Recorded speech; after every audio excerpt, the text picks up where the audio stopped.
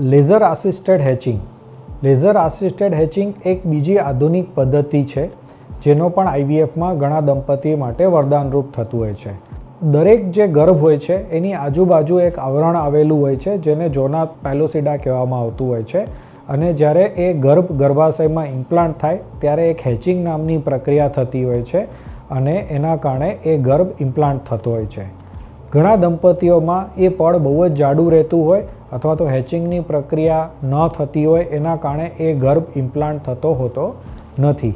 તો laser assisted hatching નામની પદ્ધતિની મદદથી એ જૂના પેલોસિડા છે એમાં એક નાનકડા હોલ કરવામાં આવતા હોય છે લેઝરની મદદથી, જેથી એ ગર્ભ હેચ થઈ અને એ ઇમ્પ્લાન્ટ થઈ શકે, જેથી એની ઇમ્પ્લાન્ટેશન થવાની શક્યતા વધી જતી હોય છે.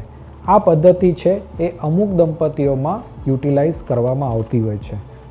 જો તમારે લેઝર આસિસ્ટેડ હેચિંગ વિશે વધારે જાણકારી જોઈતી હોય તમે અમારો ખુશી આઈવીએફનો સંપર્ક કરી શકો છો.